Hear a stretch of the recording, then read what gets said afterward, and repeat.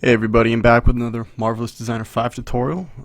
Quick PSA before we start. By the time this video is being recorded, Marvelous Designer has released a closed beta for Marvelous Designer 6. I think the beta for 5 ran about a week, so I imagine they're going to do the same thing for 6. I picked mine up yesterday. I think it started yesterday. I'm not sure. I've dabbled in it a little bit, and there's some really, really good upgrades and new features that they've done. So if you have, it's only available for people who have a license. So if you have a license, go pick up the beta and check it out. All right, so today I'm going over piping. Piping is really just a decorative piece. It's trim or embellishment meant to I wouldn't say like draw attention to a pattern, but you can highlight certain areas of your dress or your shirt or whatever by using it. So to do piping, basically you just go up to the bar and click on this little blue tube with a plane sticking out of it, and then it'll highlight with these little dotted lines everything that's available for piping. So for my reference, if I can pull it up real quick, he's got this really cool embellishment around his around the slashes on his doublet. So I figured I could just do that with piping and then turn it into some sort of Dynamesh in ZBrush. So it's really simple. You just click on a line or a place that you want to start. You go down, and it's really weird because it doesn't really like, at least for this pattern, to go all the way around like it would with free sewing. So I'm just going to click on the bottom, and you can see the train behind it with the blue line, and just go back up. It's going to work a little bit, and there's our piping. As soon as it's done with all that fun stuff. Alright, so if we zoom in, you notice right away that because it ended on top, we've got like this little pinching. So if you want, and then because it's such a sharp angle, it's pinched again. And we have our own properties for it over on the side of the property editor. Got name, the length, which is nice, the width, particle distance, and I figured out that you can't go below a particle distance of 1. But a particle distance of 1 is pretty good. You can hide it, like make it a little transparent, and then you can even change the fabric that it has, which is really handy. So I'm going to go ahead and just do this one too, but I'm going to start somewhere in the middle so you can see that it's a little bit more seamless, even though I think they'll sim out fine when I tested this earlier.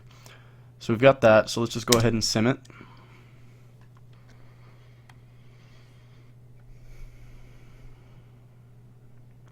Let us do its thing. As it freaks out a little bit.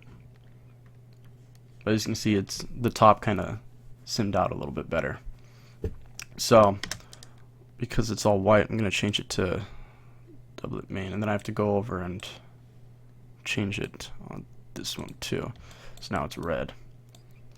So let's see what I'm gonna keep this one at 1.5 and 3, but I'm gonna change this one to, see if I try to change it below 1, it won't work.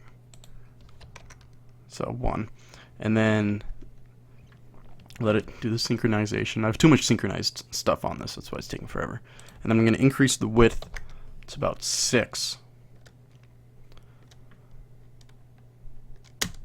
And I'm going to start the sim again. But it's really simple. It's just click on the point, click where you want to start, go around the pattern that you want, and then you end it. And as it freaks out, let's see what it looks like. But yeah, so that's a nice handy way to, like, because I could also do it, you know, all the way down the shirt, around the side, arms or whatever, the neckline. So if you have some sort of line that you want to or pattern that you want to accentuate with piping, this is a really good let me stop the sim real quick. It's a really good way to do that. And alright, now I'm going to go over exporting this and an issue that I found with the UVs, because they don't show up on the pattern, but they show up in ZBrush. So we're just going to go to export OBJ, and I'm going to overwrite. I already tested this, so I'm going to just overwrite it. I'm going to export this one as a thin, make sure no avatars, and just say OK. All these settings are good enough for me. And then we're going to go into ZBrush.